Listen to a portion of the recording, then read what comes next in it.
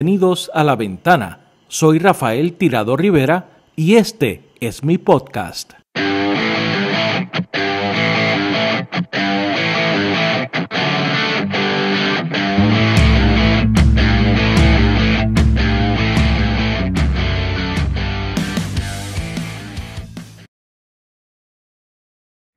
Alexandra Lúgaro, bienvenida a La Ventana.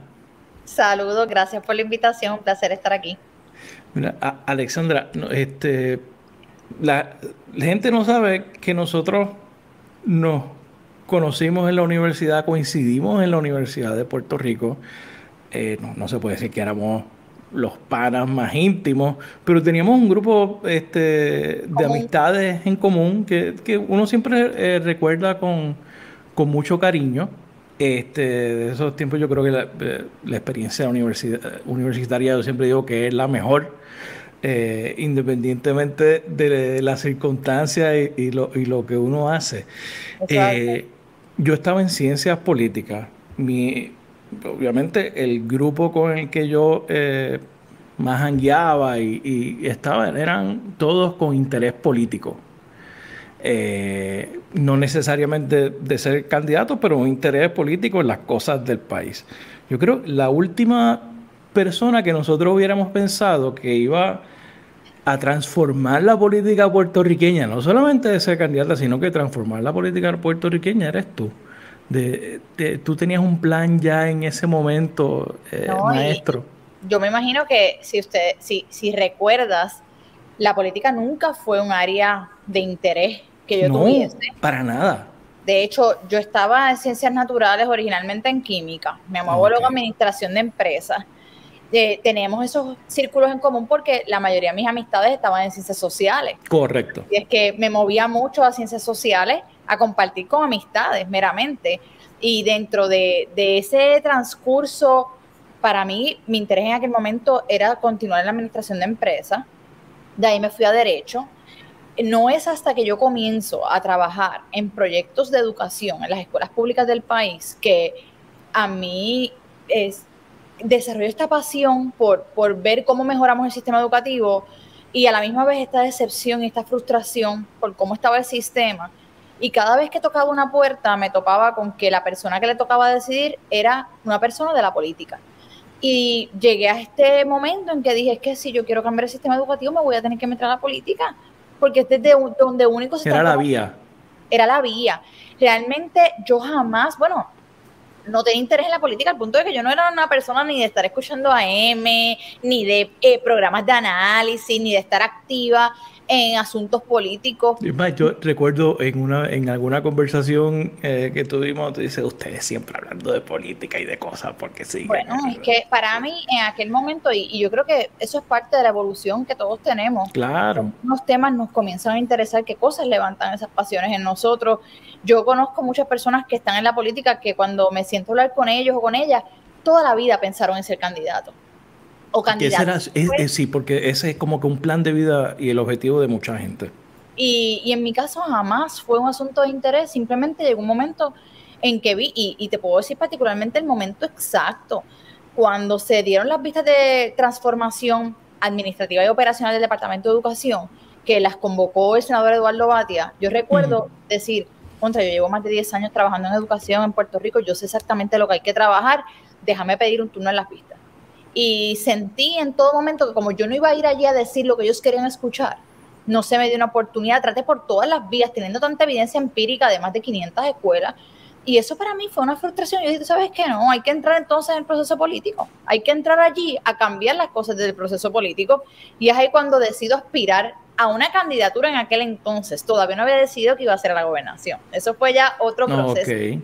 Pero en mi caso nunca fue una idea o una aspiración convertirme ni en política, ni en candidata, ni participar de los procesos electorales per se. O sea, que no había un plan maestro que tú habías dicho, de aquí al 2016 me voy a preparar para ser candidata a la gobernación de Puerto Rico. Todo es parte de la esperanza que uno tiene de que las cosas cambien, mezclada con la frustración de que no acaban de cambiar. Eso fue lo que me llevó a eso. ¿Y en tu casa se hablaba de política, se manejaba o era algo... Mi mamá no hablaba de política. Mi mamá es una persona que tú le preguntas sobre política, no sabe absolutamente nada de política. Mi papá sí. Mi papá no hablaba de política per se, de estas personas que todo el tiempo hablan de política, pero mi papá es una persona que nos cultivó este sentido patriótico desde pequeños, donde hablaba de todos nuestros próceres, nos hablaba de Albizu, nos hablaba de todo lo que había tenido que hacer, del movimiento nacionalista, entonces este orgullo por la patria, por la bandera. Mi abuelo era del Partido Independentista, corrió para la alcaldía de Guayanilla como candidato al Partido Independentista.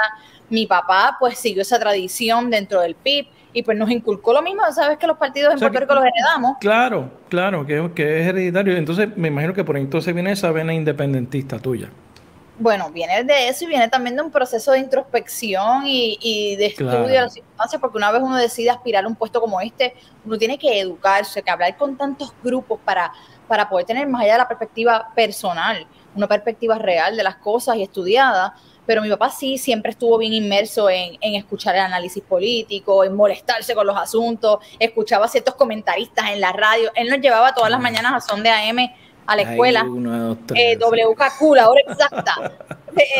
Pero la realidad es que mi padre particularmente contribuyó a un sentido de amor patrio que para mí fue bien importante en el proceso político, de uno saber por qué está ahí, por qué uno quiere aspirar a esto. Sí, que son que no es necesariamente lo que te empuja a la política, pero las razones por la cual uno hace ciertas cosas y es como que como dice en inglés, lo que está in the back of the mind, tú sabes.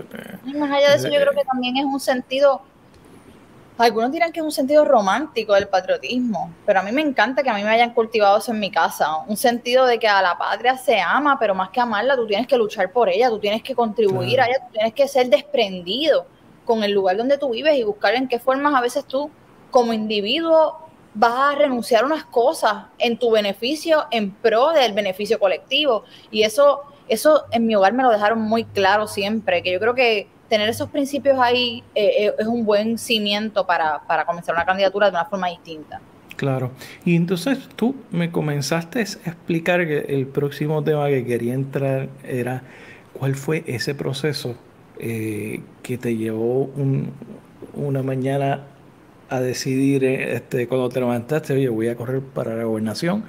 No voy a entrar a ningún partido político, lo voy a hacer de la forma más complicada posible, que es a través de una candidatura independiente. ¿Cómo fue ese proceso mental que te llevó hasta ahí? Pues cuando decido que el proceso político es la vía para llegar a la toma de decisiones en asuntos que tengan que ver con nuestro sistema educativo y cómo se mejora, lo primero que digo es, ¿cómo decido a qué candidatura? Y en eso hago una investigación bastante exhaustiva sobre los procesos que han incidido en el departamento y digo, pues mira, la realidad es que es el Ejecutivo quien está tomando todas las decisiones de política pública educativa en Puerto Rico, que incide directamente sobre las tomas de decisiones. Al final del día, la mayoría de nuestros secretarios y secretarias han terminado siendo sellos de goma de lo que decide el gobernador o gobernadora.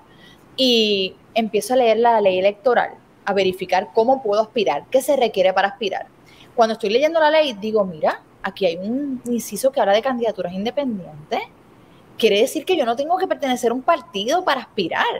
Y para mí eso fue perfecto porque no me sentí identificada. Nunca te había sentido identificada con ningún partido. Bueno, yo había votado por el Partido Independentista en las elecciones que había podido votar. Igual, y digo en Partido Independentista en su mayoría por candidatos del Partido Independentista porque siempre cruzaba líneas para votar por otros candidatos y candidatas. No era de ir a rajar la insignia del PIB. No, me gustaba la idea de cruzar líneas y votar por otros candidatos y candidatas, pero en general la mayoría de los candidatos a las que le daba y candidatas a los que le daba la oportunidad eran los del Partido Independentista. Volvemos, la realidad es que si desde pequeña mis papás me hacían ver los debates y uno siempre se preguntaba cómo el candidato o la candidata, la persona que usualmente se expresaba con mayor elocuencia, con mayor comprensión de las cosas, rara vez era el que ganaba. Claro. Y dentro de ese proceso, pues decido aspirar como candidata independiente, conociendo los retos que eso presentaba. Porque cuando una candidatura independiente me imponía la mayor cantidad de endosos para recoger, los requisitos todos eran sumamente onerosos cuando los comparas a los de un candidato de un partido tradicional, sin contar con ya esto que todo el mundo dice, no vas a contar con la estructura de un partido, es imposible tener éxito sin la estructura, este miedo que le tenemos a que sin maquinarias no se puede aspirar a un puesto político en Puerto Rico.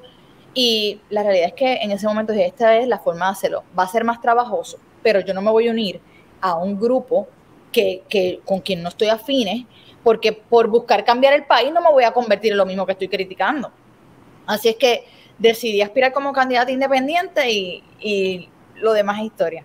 Y ¿cuándo cuál fue esa primera persona que tú le hiciste acercamiento para, mira, tengo esta idea, creo que voy a correr para gobernadora, necesito que te unas a este esfuerzo? Cuando tú le decías eso a la gente, ¿cuál era la reacción? Pues mira, tengo que decir que por parte de mi familia, lo que es mi hermano, mis padres, me dieron un apoyo inmediato. Y eso es algo bien extraño, pero mis padres lo vieron como una súper, ¿sabes? Ellos, bueno, bien comprometidos, mi hermano particularmente, más allá del compromiso, mi hermano me ayudó tanto en el proceso de campaña, porque en un proceso donde tú eres candidato independiente, tienes que ponerte todos los sombreros habidos y por haber. Yo era mi directora de prensa, yo era mi directora de redes sociales, yo era la que manejaba la logística en todos los eventos, yo tenía que trabajar con mi plan de gobierno, tenía que estructurar los expertos que me iban a ayudar en cada uno de los temas y manejar todo eso. Así que mi hermano me dijo, yo me voy a encargar de la parte de diseño, el trabajo, lo que era logo, fotos, redes sociales. Tuve un ejército de voluntarios que eso yo jamás hubiese logrado lo que se logró en esa candidatura si no fuera porque recabé la ayuda de la gente en las redes sociales y de momento me llegaron cientos de personas escribiéndome, yo soy diseñador gráfico, yo soy videógrafo, yo soy CPA, yo trabajo en lo otro, y de momento tenía gente para llenar todas las plazas que tendría una candidatura normal, pero con voluntarios y voluntarias. Es como único se lograba eso y la verdad es que nosotros llegamos a tener 5.500 voluntarios en la candidatura independiente.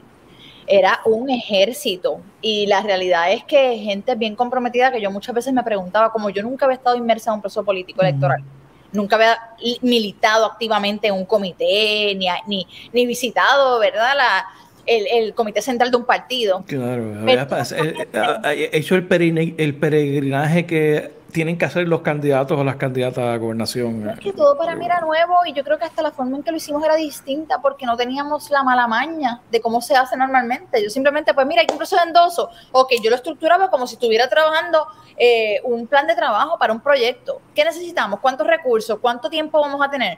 ¿En qué horarios los vamos a trabajar? Y yo ver gente allí que trabajaba todo el día, de 8 a 5, 8 a 6 en su trabajo y que de ahí salían a mi oficina a ayudarme con la campaña y se quedaban toda la noche, algunos hasta las 4 de la mañana, gente de todas las edades, no eran jóvenes, todo el mundo tenía una idea de que mi campaña eran solamente jóvenes, muchos adultos mayores, sí, esa es la percepción.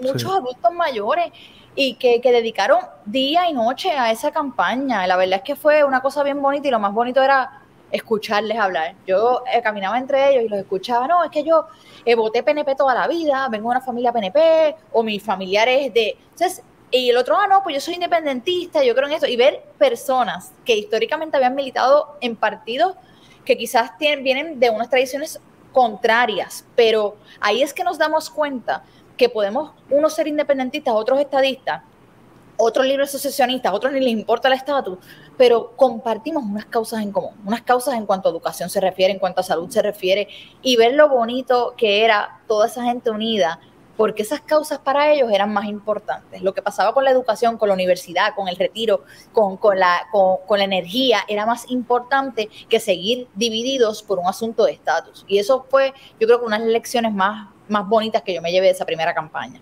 Sí, que ese es un rompimiento con la lógica tradicional de los partidos y de las candidaturas, de arremolinarse alrededor del tema del estatus o tal vez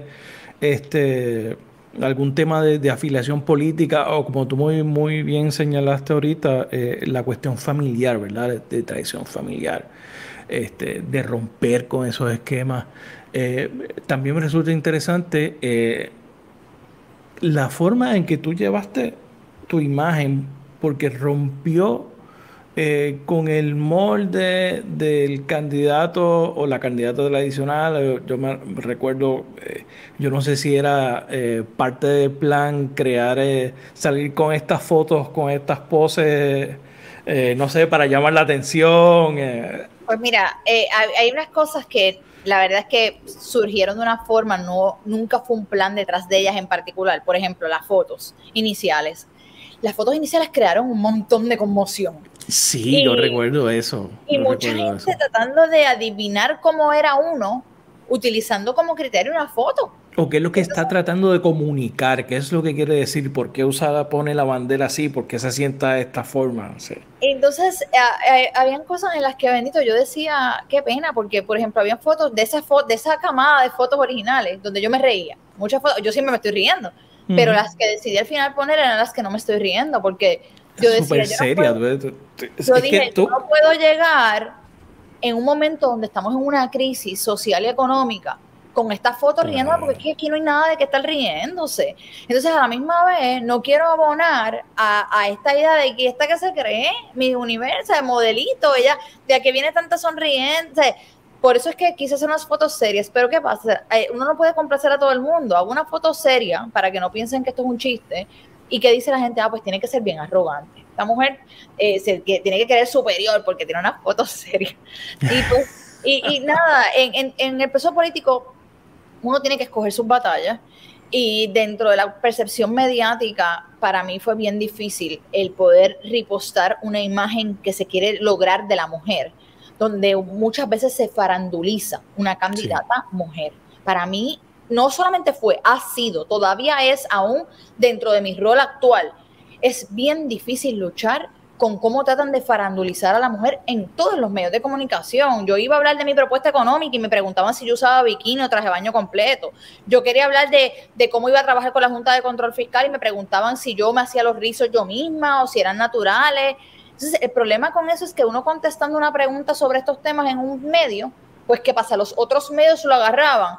El Lúgaro dice que ella usa bikini para la playa, ese era el titular. Entonces, la gente en los comentarios, ¿qué me importa a mí si tú usas bikini? Para eso tú vienes a hablarme de esto. Y es como que yo no estoy hablando de eso. Eso no fue lo que yo vine a hablar de eso. Me preguntaron sobre eso y entonces el otro medio maliciosamente viene y lo agarra. Claro. Y llega un momento que luchar para que vean a uno con seriedad, para que realmente evalúen a uno de sus méritos, para que evalúen las propuestas que uno está presentando, no por quién las presenta, porque yo aseguro al día de hoy que si cada candidato se pusiera una bolsa de cartón en la cabeza en los debates y nadie supiera cuál es cuál y nos pusieran una máscara en la voz y al final mandaran a la gente a escoger quién es el mejor candidato, los resultados serían totalmente distintos a como resultan en las elecciones.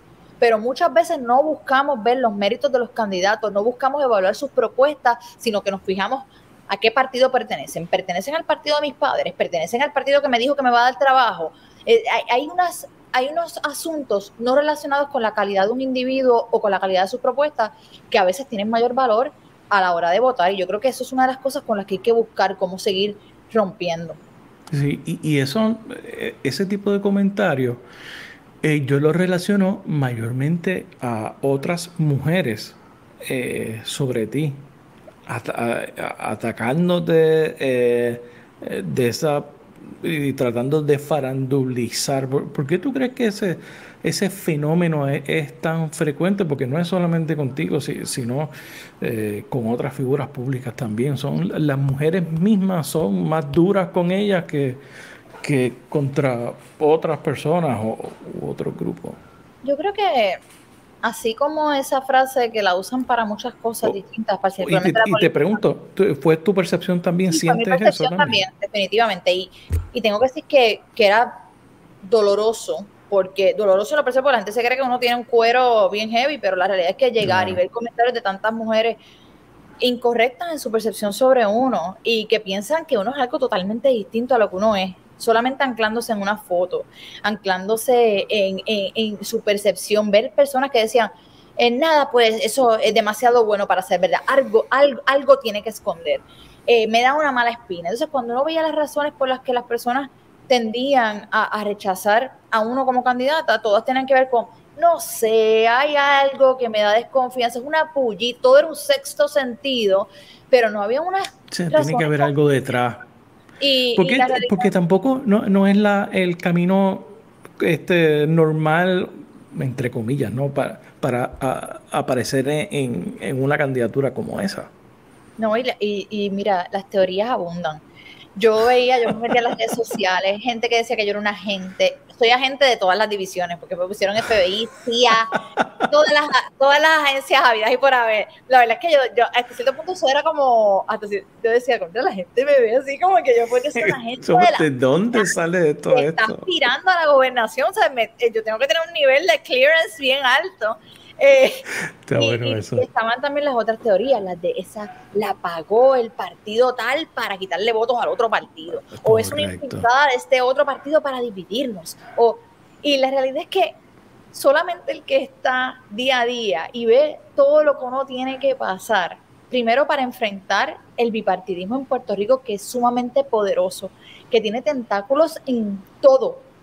Mi conferencia de prensa para anunciar mi candidatura, yo tuve que ir a 11 lugares para que me alquilaran un espacio donde hacer la conferencia, porque ninguno se atrevía a alquilarme el espacio para eso por el miedo al gobierno. Porque me decían, no, es que yo necesito permisos del gobierno, o el gobierno me da un contrato para tal cosa o para lo otro. Nadie se atrevía. Vine a hacerlo en el colegio de abogados, porque el colegio de abogados, sí. Yo soy abogada, tengo un derecho si pago, ¿verdad?, poder alquilar el espacio del colegio, y con todo eso el colegio me llamó y me dijeron, necesitamos que hagas hincapié en que esto nos representa el colegio, que esto es algo independiente, y la realidad es que todo lo que uno tiene que enfrentar en el proceso por tratar de cambiar las cosas, el que lo ve día a día sabe que no hay precio que compre eso, no hay quien a mí me pague por pasar todo ese sufrimiento, por exponer a mi familia, a mi hija. La vida completa cambió para toda mi familia, y ellos no pidieron estar ahí. Yo fui la que me antojé de querer buscar cambiar el país desde la política, pero ellos también pagaron ese precio. Y aunque abundan las teorías, yo creo que es importante lo que el país vio que era posible lograr, porque yo crecí en un ambiente donde nos decían que era imposible vencer a los partidos tradicionales, donde decían que era imposible usted aspirar como candidato independiente y lograr más de cierta cantidad. Todo era este discurso de la imposibilidad de las cosas. Y yo creo que el ver, bueno, desde el 76 no se veía, el 76 el PIB logró un 5.76%.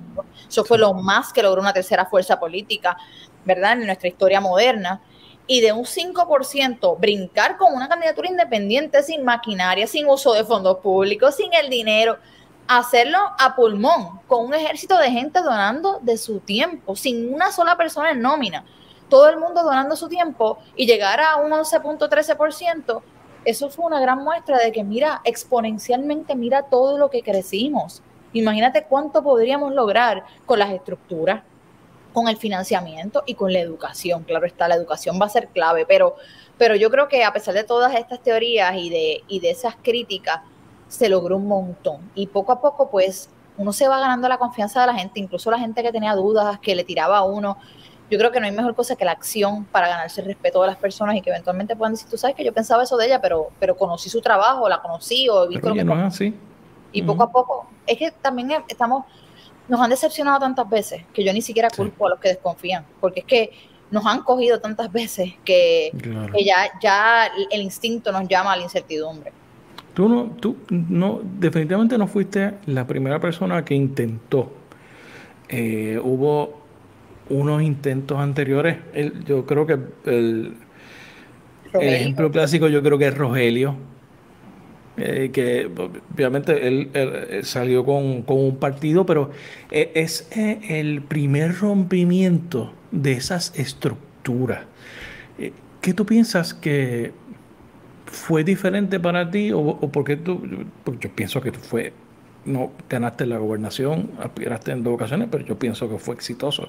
¿Por qué tú le daríamos a ese proceso, lo llamaríamos como algo exitoso versus los demás intentos anteriores, lo del MUS, el mismo PPT? Pues yo no puedo decir que los intentos anteriores no fueron exitosos, porque sería medirlos meramente con números en torno a un número de votos. Claro, no sería justo necesariamente. No sería justo, porque yo creo que para que se den unas cosas en términos numéricos, que podamos entonces eventualmente irnos a los números como muestra final de quién gana y quién no gana, pero hay que entender que para que se den unas victorias a nivel numérico se requieren unos cimientos, de unas cualidades, de unas circunstancias que se tienen que dar. Y yo creo que todos estos movimientos y candidatos previos sí fueron exitosos en comenzar a lograr esos cimientos. Para mí la carrera a cambiar, a transformar a Puerto Rico no es una carrera corta, no son 100 metros, es un maratón. Y es un maratón que no lo va a correr un solo individuo o una sola organización, es un maratón que requiere un relevo, donde cada uno corre cierto tramo, logra unos objetivos y le pasa el batón al próximo tramo.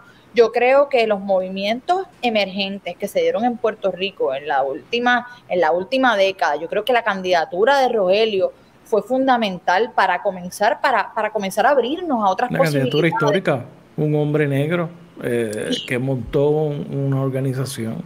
Y no es un hombre negro que vino y se inventó que voy a ser candidato a la gobernación, que vino con una elocuencia, que vino con unas posturas, que vino con un programa Nobel, donde trajo unas ideas y trajo unos temas, que yo creo que eso también es otro objetivo que hay que lograr cumplir. ¿Cómo hablamos, traemos a la discusión pública temas que antes no se discutían? Eso es importante porque él una de las cosas que hizo, que logró fue empujar especialmente al Partido Popular a tratar el tema del ambiente, que era una cosa que no se hablaba en Puerto Rico. Definitivamente. Y había digo el Partido Popular porque el PNP tiene otra trayectoria, ha seguido por otro lado, pero no, también. Y todas estas personas cuando llegan con este nivel de discusión, que entienden los asuntos, que realmente los saben, los conocen, no son unos bullet points que les dio su relacionista y háblame de estos temas.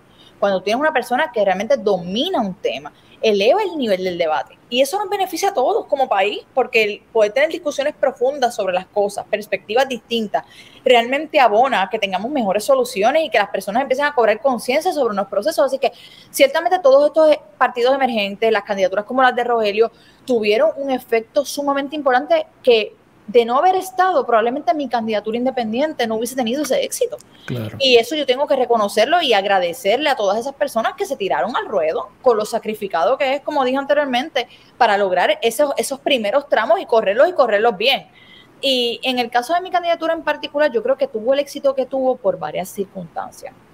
Número uno, las redes sociales fueron fundamentales. Que no existían en eso. Que no existían, no solamente no existían. Yo recuerdo cuando yo comencé mi candidatura, yo busqué mucha literatura sobre cómo utilizar las redes sociales para la política. En aquel entonces no había literatura. Lo más cercano eran libros que te decían cómo convertir un like en una venta. No habían libros de cómo usar las redes para la política. El ejemplo más cercano de uso de redes para la política era Obama, y aún así era un ejemplo todavía muy crudo. Por lo tanto, yo tuve que aprender, buscando libros de cómo usar redes para los negocios, aplicar eso a la política. Cómo usar las herramientas de las redes sociales para la política. Tuve que empaparme de las estadísticas de las redes, cómo las hago funcionar, porque yo no tengo dinero. Cómo traducirlas, ¿no? En engagement y qué significa eso. Yo no tengo dinero para estar boosting las publicaciones y pagando para que lo vea más gente. Yo tengo que buscar cómo orgánicamente generar un contenido viral. Y para eso entonces tengo que recurrir a un montón de herramientas y tuve que aprender muchísimo en el proceso. Y yo creo que sin las redes jamás hubiésemos visto ese resultado, porque ¿qué me permitían las redes? Uno, usar el tiempo de una forma más eficiente. En lugar de darme 6 viajes a 6 pueblos distintos durante el día, yo hacía una transmisión de 1 hora y ahí habían 3,000, 5,000, 7,000 personas conectadas, que a su vez se convierte en un efecto multiplicador y ellos lo comparten en sus redes y lograba mayor alcance en menor tiempo. Eso es lo primero. Segundo, una capacidad para reclutar voluntarios, para buscar personas apasionadas por la misma causa que decidan unirse en un esfuerzo. Me daba la capacidad de organización, de decirle a las personas, nos vamos a encontrar para el recogido de endosos en la plaza pública de Dorado, nos vamos a encontrar en la plaza pública de Lares. Entonces, así podíamos coordinar esfuerzos. Me daba la posibilidad de recaudación en línea. Yo recaudé la mayor parte del dinero vendiendo cositas en línea. Yo no tenía esta maquinaria, yo no me atrevía a esta cosa que hacen, que desde el principio me decían que te tienes que atrever porque si no, no vas a poder correr una campaña. Yo no me atreví a llamar a la gente a decirles que me dieran dinero para mi campaña. O sea, a mis papás yo no me atrevo a pedirle dinero, le voy a pedir dinero a un extraño que me dé dinero para la campaña. Sin contar con que ahí es que uno empieza a ver esta dinámica de que, pues mira, yo te puedo aportar a la campaña, pero yo tengo este negocio que trabaja tal cosa, y si tú ganaras, Y eso para mí era horrible. Que alguien me hiciera un acercamiento como ese es como que ya yo no quiero tu dinero. O sea, no lo quiero, ni regalado, porque para mí era, no te quiero ni ver, que te hayas atrevido a hacerme esa insinuación, porque es que para mí era bien importante llegar a la gobernación sin las manos amarradas, porque gran parte del problema de corrupción es candidatos que se hipotecan durante el proceso de campaña a través de los donativos y cuando llegan no pueden hacer lo que hay que hacer porque ya tienen compromisos, le han vendido el alma al diablo. Entonces, pues en ese sentido, para mí era bien importante, ok, lo vamos a hacer con menos, pues lo vamos a hacer con menos, pero vamos a llegar con nuestros principios intactos al final de la carrera. Sí, así que eso fue un reto, pero las redes fueron fundamentales y claro está, yo creo que el hartazgo colectivo. Yo creo que Puerto Rico, a medida que pasan los años, cada vez estamos más hartos, cansados de lo que está pasando, cada vez la frustración es más. Y yo creo que niveles tan altos de frustración nos generan la capacidad de romper con lo que hemos hecho toda la vida y decir, ¿tú sabes qué? ¿Qué tengo que perder? Si he votado de la misma forma toda la vida y no he visto resultados distintos, que use este voto para darle una oportunidad a algo distinto. ¿Qué puede cambiar? Si al final como quiera no está cambiando nada.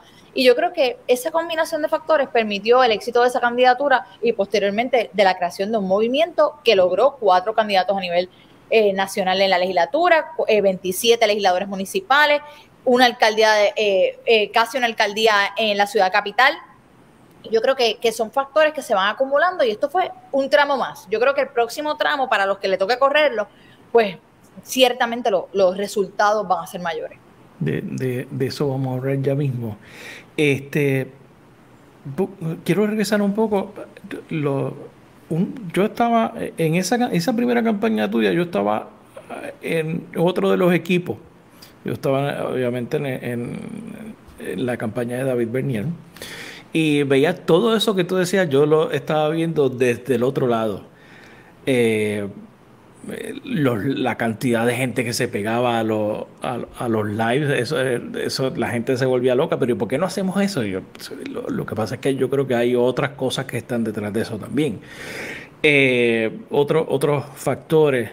Y también percibía de que cada ataque que salía en contra de Alexandra Lúgaro era como un huracán que se iba fortaleciendo en el proceso. Pero llega el momento, le decía a los compañeros, pero ustedes no se dan cuenta de que cada vez que sale algo de ella en contra, era como fortalecer más a esa figura y darle más peso y más valor en el proceso y le llegaba a más gente y cada vez más gente se pegaba. ¿Por qué tú crees que ese fenómeno de que esos ataques te fortalecían a ti como candidata y también lo proyectabas como persona también? Pues yo creo que primero fallaron, y digo fallaron porque quienes intentaron llevar a cabo esos ataques fallaron en que eran ataques injustos, eran ataques que no podían sostener y lo que hacían era crear un clima donde como candidata me victimizaban porque fue tanto el nivel de ataque. En un momento dado, al principio fue bienvenida a la nueva candidata, pero cuando vieron una atracción, pues los ataques eran desmedidos de todos los flancos, de todos los flancos. Entonces, más allá de que fueran los partidos atacando a una candidata, se convirtió en las instituciones atacando a una candidata, en cómo para todos... Que es de lo que la gente está harta. Entonces, claro, entonces uno poder ir de frente, y yo en ese sentido hubo 2 cosas que para mí eran importantes. Uno, la autenticidad. Yo no iba a dejar de ser quien yo era para poder ser una candidata. Y para mí eso fue importante desde el principio porque una de las cosas que yo resentía de los candidatos que yo había visto el resto de mi vida era cómo eran candidatos enlatados, cómo hablaban de una forma que nosotros nunca hablamos. Pueblo de Puerto Rico, estamos... ¿Por qué me estás hablando así? Tú hablas así en la sala de tu casa. ¿Y a quién le habla? O sea, hello. Y yo dije, no, yo no voy a hablar así. Segundo, yo cuando comencé mi candidatura, yo dije, yo voy a hacer esto bien, me asesoré con la gente correcta, me reuní con expertos en diferentes temas y lo primero que me decían es, tienes que cortarte el pelo. Tienes que cortarte el pelo porque las mujeres de Estado no tienen el pelo largo, eso se ve muy sexual. Las mujeres de Estado tienen el pelo corto. Entonces yo me metí en internet y de momento me doy cuenta que todas las políticas tienen el pelo corto. Y yo decía, ¿qué es esto? Y yo le dije, no, yo no me voy a cortar el pelo. Y no voy a hablar de determinada manera. Y yo, siendo yo, con mis méritos, con las propuestas que voy a presentar, esa es mi carta de presentación. Y yo creo que esa autenticidad y una transparencia continua, yo usé las redes como un mecanismo para todo el tiempo estarle rindiendo cuentas a las personas que me estaban apoyando. Voy a rendir un informe al Contralor. Miren, aquí está el informe, esto es lo que dice, aquí así fue que recaudé el dinero. No puedo someter el informe hoy. Cogí a las redes. Hola a todos, miren, yo tengo la responsabilidad hoy de someter un informe de ingresos y gastos al Contralor. Honestamente, si yo no logro esta cantidad de endosos antes de tal fecha, yo no voy a quedar inscrita y de nada me va a servir el informe al Contralor. Olvídate del informe ahora mismo. Yo decía, yo tengo el tiempo limitado, yo tengo que conseguir tantos endosos semanales, significa tantos endosos diarios, procesarlos y tenerlos listos, de lo contrario estoy fuera. Por lo tanto, toda la fuerza de voluntarios que yo tengo, la tengo que emplear para buscar endosos, no para estar haciendo estos informes. Yo me comprometo con ustedes a que lo voy a hacer, pero en este momento no lo voy a entregar. Esto va a acarrear unas multas, yo quiero que ustedes lo sepan, y todo el tiempo, incluso... ¿Qué es la transparencia? Y hablándole, estoy aceptando que estoy errando, porque no estoy sometiendo mi informe, que es mi deber. Y eso es algo importante, que es que nos hemos criado en un ambiente donde el político no se atreve a aceptar que ha errado. O no se atreve a aceptar que en el orden de las prioridades, el poder cumplir con una prioridad va a necesariamente va a determinar incumplir con otra. Y en el momento donde Puerto Rico vive y tiene que escoger entre una cosa y otra, pago las pensiones o incumplo con la deuda, pues yo creo que es importante decirle a la gente, ¿sabes qué? Yo sé hacer ese grado de priorización. Yo puedo establecer mis prioridades y al final cumplí con todos mis informes, no tuve ni un solo señalamiento, informé el 100% de mis donantes, cosa que jamás se había hecho en la historia política de Puerto Rico. Me dieron 28 centavos están ahí registrados, ¿y quién me los dio? Porque me negué a aceptar donativos anónimos, aun cuando tenía derecho a hacerlo, pero quería que la gente supiera, ¿sabes qué? Si yo como candidata independiente, con un equipo de voluntarios, lo puedo hacer y puedo identificar a toda la gente que me dio 10 centavos, 18 centavos, pues esta gente con esta super maquinaria y todos esos millones tienen los recursos también para ser transparentes con sus donativos. Y luego de eso es importante lo que plantea, para que la gente sepa, ¿no? El trabajo, todo el trabajo administrativo que requiere una campaña, y hacerlo mucho más sin esa estructura, sin esa maquinaria que se le llama. Luego de los resultados del 2016, se establece una alianza inclusive con sectores que habían participado en esa elección, y de ahí surge básicamente el movimiento Victoria Ciudadana. Tú desde el principio ya tenías mente oye, lo voy a hacer otra vez, voy a correr para la gobernación y lo voy a hacer a través de Victoria Ciudadana. ¿Ya tenías eso en mente? ¿Cuándo fue que tú dices, lo voy a intentar nuevamente? Mira, con este grupo de gente ahora. Tengo que decir que no lo tenía en mente. Después de que uno coge una candidatura independiente y uno tiene unas ciertas libertades, es difícil moverse a un modelo colectivo, donde ahora no soy yo tomando todas las decisiones. Era mucho más rápido.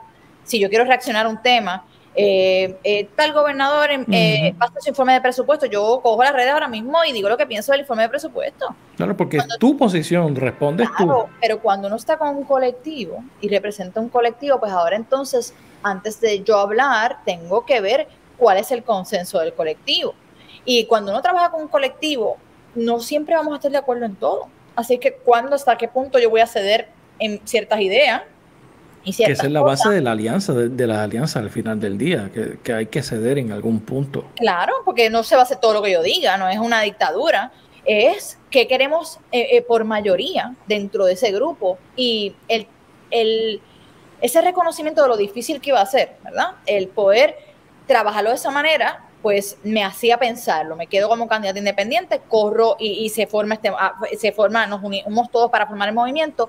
Pero dentro de ese proceso, uno de los entendimientos más claros que yo tuve fue que una sola persona no iba a cambiar el país, que se requería de un colectivo de personas trabajando desde diferentes espacios para lograr ese cambio. Por lo tanto, yo podía llegar más rápido, ¿verdad? Podía moverme más rápido sola, pero con el colectivo iba a moverme más lejos, íbamos a lograr mayores objetivos. Así que al final yo no podía pensar en mí lo que para mí era cómodo, tenía que pensar qué era mejor para el país, qué era mejor para el colectivo.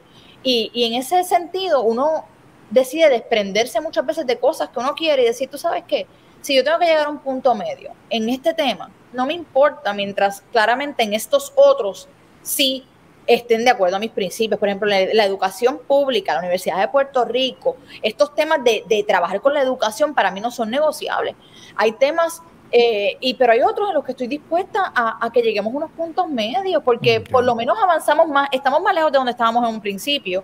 Y yo creo que en ese sentido, cuando nos unimos personas de diferentes perspectivas, particularmente perspectivas de estatus, que eso es una locura, el que todavía en Puerto Rico nos agrupemos por qué estatus favorecemos, es una locura, porque tienes en el Partido Nuevo Progresista, tienes estadistas liberales, estadistas conservadores, tienes lo mismo pasa en cada uno de los partidos. ¿Por qué no nos agrupamos, en vez de agruparnos por el estatus que queremos, por qué no nos agrupamos en cuanto a lo que queremos para la educación, para la salud, para la calidad de vida, en cómo creemos que debe ser el desarrollo económico? O sea, seguimos agrupados por algo que realmente no nos representa y que no hemos logrado cambiar en décadas, en vez de movernos a cosas que nos urgen, que inciden directamente en nuestras vidas todos los días. Así que en ese sentido yo creo que es un ejercicio bien bueno sentarme con personas. Por ejemplo, yo soy independentista, pero José Bernardo Márquez, que es estadista, sentarnos en una misma mesa y ver que estábamos de acuerdo en todas las posiciones en cuanto a qué había que hacer con la corrupción, qué hay que hacer para medidas de transparencia, sentarme con Manuel Natal, que es libre asociacionista, pero estamos de acuerdo en cuanto a la educación, sentarme con Rafael Bernabe, que era mi contrincante en las elecciones anteriores, y sentir que más allá de que tengo tantas cosas en las que estoy de acuerdo con Rafael Bernabe, que le admiro y que le respeto, porque trabajar con él es otra cosa. Cuando uno se sienta a trabajar con una persona y ve cómo se desempeña y cómo ejecuta y lo laborioso que es, pues la realidad es que nos abre unas puertas a reconocer que la única forma de mover a Puerto Rico adelante es con alianzas, no solamente alianzas político-electorales, alianzas entre sectores, alianzas entre personas de diferentes orientaciones sexuales, de diferentes credos, de diferentes ideologías políticas, pero la unión debe ser la clave en Puerto Rico y es triste que la mayoría de los procesos lo que fomentan es la división, y la división nos pone mucho más lejos de un objetivo de cambiar cualquier área, ya sea educación, ya sea salud. Mientras sigamos divididos es muy difícil avanzar las diferentes causas. ¿Tú sientes que tuviste que abandonar ciertas posturas para acomodar el resto de las personas que se integró al movimiento, o tú lo visualizas como, qué sé yo, como una evolución intelectual, o luego de haber visto los problemas de cierta fuerza, qué sé yo, por ejemplo, comentarios que habías hecho anteriormente en relación al servicio público o la consolidación de recintos de la Universidad de Puerto Rico? ¿Cómo fue ese proceso? Mira, fue un híbrido, fue una mezcla de cosas. Hubo asuntos que fueron más bien de compromiso, que uno dice, tú sabes que yo quisiera, en mi caso yo tengo la ventaja de que no era que se quedaban, que simplemente se extendían de lo que yo hubiese hecho. En mi caso era que usualmente se quedaban cortos, porque yo hubiese querido, yo soy bien negros y blancos, ¿sabes? A mí no me gustan las zonas grises. Nos vamos con la legalización full blast o olvídate, o no nos vamos. Y en ese sentido, yo soy un poquito más bold, y en la política pues eso choca mucho.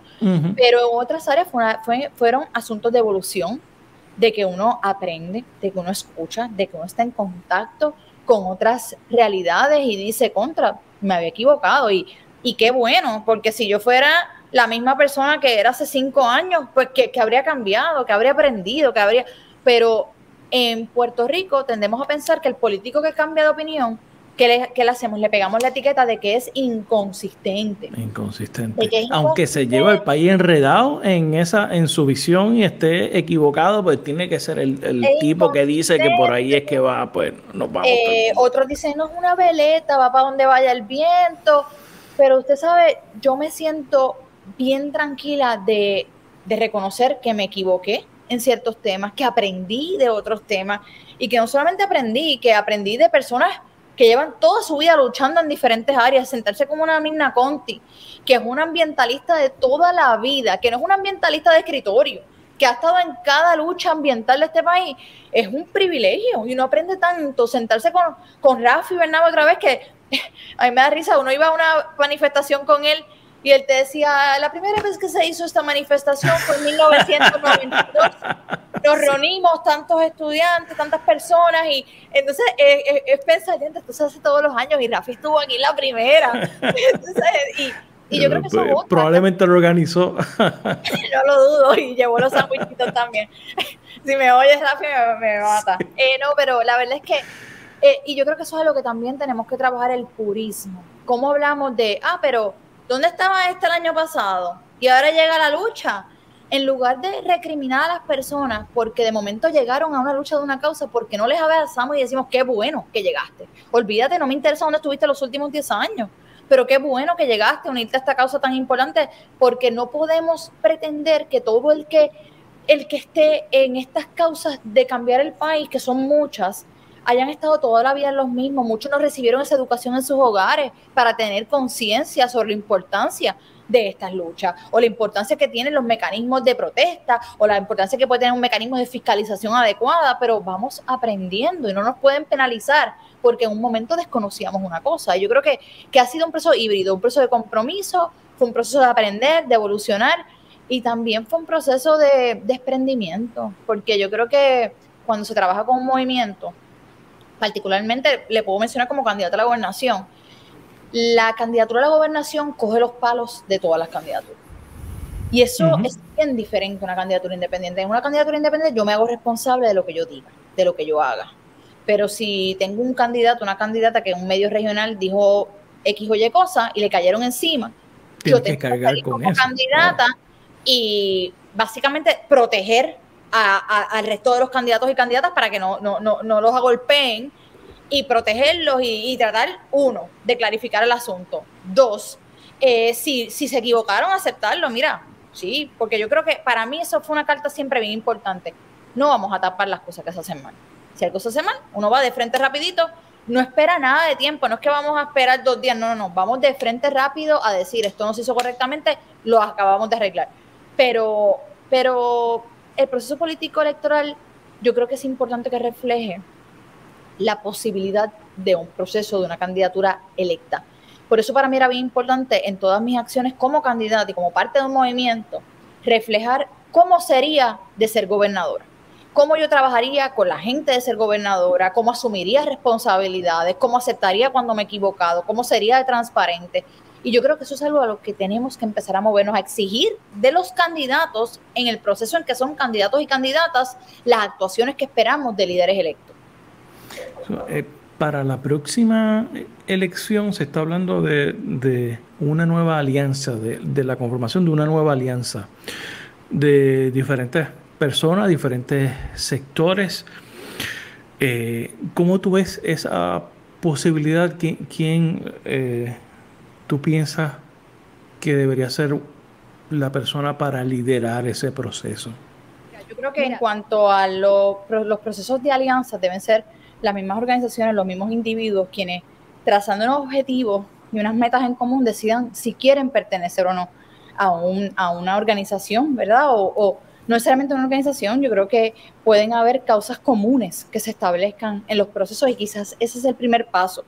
¿Cómo no se busca de crear una entidad, organismo que los aglomere a todos, sino comenzar a trabajar causas individuales en las que podamos decir, tú sabes qué, en esto estamos de acuerdo, vamos a adelantar un proyecto en cuanto a esto, o vamos a trabajar juntos en una estrategia mediática para adelantar esto, y así vamos cobrando una credibilidad, una confianza unos en otros, sin sentir que estamos renunciando a la identidad personal, sea como individuo o como organización. Y yo creo que eso es a lo que hay que hacerle frente, pero también yo creo que los próximos años van a exigir una madurez política nunca antes vista, un ejercicio de desprendimiento, que tengo la esperanza de que se pueda dar en algún momento, donde las personas quizás renuncian a ser protagonistas en unos movimientos o en unas causas en particular, con una visión de que se ayuda más al país con una unión y con una... Y echándose hacia un lado. No tienen que echarse hacia un lado. Yo no creo que nadie tiene que echarse a un lado. Pero yo creo que hay que partir de unos reconocimientos de cómo se aumentan las posibilidades de triunfo. A mí me da mucha pena que en los procesos electorales mucha gente competente se queda afuera porque no obtiene los votos. Y yo digo, luego de esta pasada elección, ¿sabes? Yo caminé con muchísima gente bien valiosa para diferentes regiones de Puerto Rico. Y se quedaron fuera porque no tuvieron los números. Pero era gente con todas las competencias y con toda la pasión que estarían haciendo grandes cosas por sus respectivos pueblos. Y uno piensa de cuánta gente nos privamos por no tener los números. Al final, ¿cuánto logramos para el país si los que están tomando decisiones no son los más competentes o los que realmente tengan un deseo de mejorar nuestras condiciones de vida? Y por eso yo creo que no podemos plantearnos meramente, vamos a hacer este ejercicio de conciencia, hay que buscar cómo estratégica y matemáticamente lograr los números para una victoria electoral, porque sentando personas en esas sillas de toma de decisión es como único cambiamos el país desde la parte político-electoral, y eso requiere un ejercicio de decir, estadística matemáticamente, ¿cómo logramos los números frente a lo que eran los partidos tradicionales? Pues ¿cuánto se requiere? ¿Son tantos votos? ¿Cómo se logran esos votos?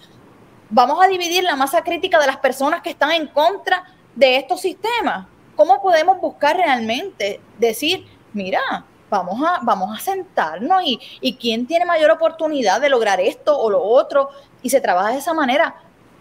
Como candidata, esos fueron intentos que yo hice en ambas ocasiones. Y en ambas ocasiones me senté con candidatos y así mismo les dije, vamos a hacer una encuesta. El que esté adelante, corre y apoya al otro. El que esté adelante, corre y que el otro lo apoye. Y yo estaba dispuesta a que si yo no salía al frente en la encuesta que hiciéramos y que pagáramos juntos, retirar mi candidatura. Porque era importante no dividir, era importante al final. Mi candidatura no es la que es importante, el partido nuestro no es el que es importante al final. Lo importante es darle una oportunidad real a Puerto Rico de salir del boquete en el que está. Y no se lo vamos a dar nunca. Si entre los que queremos un cambio no tenemos la disposición de desprendernos nosotros de las candidaturas y de los protagonismos y decir, tú sabes que si tú tienes más oportunidades, corre tú. Y yo creo que eso es un paso necesario y urgente para estos próximos comicios que se pueda dar, no solamente a nivel político electoral, a nivel de país. Que es bien complejo, porque lo que tú dices, hay gente que tiene que dejar aspiraciones a un lado, eso requiere cierta madurez política, ¿no? Y cierta madurez. Más allá también tiene mucho que ver, no sé, y para ser justa con todas estas personas y estos otros movimientos, Partido Independentista, pues no es tan fácil como que el candidato o la candidata digan, pues mira, yo no corro, porque la ley electoral está diseñada para, uno, exigirte una candidatura a la gobernación, si quieres quedar inscrito. Claro. Así que si no tienes un candidato o candidata a la gobernación, no puedes aspirar como partido. ¿Y qué pasa? Estás dejando un montón de gente fuera que aspiran como candidatos dentro de ese movimiento porque no tienes esa candidatura. En segunda instancia, hasta la ley electoral está hecha de una forma que perpetúa la permanencia de los dos partidos tradicionales. ¿Qué te parece la forma en que uno de los partidos que mencionamos, el Partido Independentista, manejó el tema del acoso, ¿no? Laboral, de la forma en que se presentó? ¿Qué piensas de la forma en que se manejó eso por parte del PIB y ciertamente por Juan Dalmau? Mira, a mí me gusta ser más una persona de proveer soluciones que de estar señalando cuando algo se hace mal o no. Yo no conozco las circunstancias particulares de estas personas. Sí, en mi caso, puedo decirle, yo creo que es sumamente importante la credibilidad que les damos a las víctimas, particularmente en este tipo de casos, cuando vivimos en un sistema donde es tan difícil salir a decir que uno ha sido acosado. Una víctima que se atreve a hacerlo sujeta al escrutinio público, sujeta a todas las críticas, yo le doy un valor y un peso a eso. Y yo creo que dentro de la forma en que el Partido Independentista, y lo digo con mucho respeto, yo creo que se debió haber manejado con mayor premura, número uno. Creo que el tiempo que se tomaron fue irrazonable y se debió haber tomado con mayor premura. Y yo creo que hay situaciones en las que uno, con mucho dolor, tiene que tomar decisiones difíciles y tajantes para ser consono con los principios que uno promueve. Y es más difícil cuando uno toma decisiones públicas fuertes con gente que uno respeta, con gente que uno quiere. Y uno tiene que volver a pensar, como dije ahorita, uno tiene que pensar que no se trata de mi candidatura, no se trata del movimiento que yo represento, se trata de la oportunidad que yo quiero darle al país. Eso siempre tiene que ir primero. Y yo quiero darle a Puerto Rico la oportunidad de un país donde las mujeres se atrevan a salir a denunciar a quienes les acosan y se atrevan a hacerlo de forma libre. Y por tanto yo tengo que ser consona con mi postura de que yo le creo a la víctima, de que le apoyo en el proceso y de que cualquier persona que incurra en ese tipo de conducta está fuera. Punto. Puede ser mi amigo, le puedo respetar, puedo pensar que es una eminencia, puedo pensar que puede contribuir al país en grandes cosas, pero aún así, si incurre en ese tipo de conducta, consona con mis principios, tiene que estar fuera, no hay cabida. Y hay cosas en las que uno tiene que comportarse de esa manera. Yo creo que no lo manejaron de la mejor manera. Creo que Juan, a pesar que María Lourdes salió a hacer unas expresiones, la realidad es que la prominencia de la figura de Juan Dalmau en los pasados años como representante del Partido Independentista tiene una fortaleza que era importante, que el partido, sus seguidores y quienes les apoyan y el público en general tuviera unas expresiones por parte de él. Punto. Y yo creo que llegaron tardías y que en gran medida fueron insuficientes. Pero como dije, quiero también decir que yo no estoy al tanto de todas las instancias que ocurrieron. Dicen que nadie sabe lo que hay en la olla más que la cuchara que lo menea. Esta es mi perspectiva desde afuera, como una persona que no conoce las circunstancias particulares, y yo creo que lo pudieron haber manejado más. Pero tú también desde afuera y teniendo contacto con grupos, con personas, con gente, ¿tú crees que inhabilitaría a Juan Dalmau a ser el líder de esa alianza? La forma en que se manejó esto, no necesariamente porque tú lo descalificas, sino por el daño que se le ha hecho a la figura de Juan. Yo no soy quien para determinar quién puede liderar o no una alianza. Yo creo que corresponde a los integrantes de esa alianza tomar una decisión en consenso sobre quién debe ser la persona que la lidere, si es que escogen que sea una persona quien lidere esa alianza, no un grupo, no una... Yo creo que hay diferentes formas de organizarse ya. El mundo entero se está moviendo fuera de estas estructuras jerárquicas donde hay alguien que es el líder y los demás. Yo creo que pueden haber muchos líderes, pueden haber muchas personas que organicen país y que promuevan desde diferentes trincheras las causas necesarias para cambiar las cosas. Así que yo no estoy en posición de ser quien decida descalificar a una persona de una posición. Por el contrario, yo creo que cada persona debe aspirar a lo que le nazca en su corazón y lo que quiera hacer por el país, y al final debe ser el pueblo el que escoja a quien le cree, a quien respalda. Y yo creo que estamos viviendo una era de cancelación terrible. Los políticos estamos ante el ojo público todo el tiempo.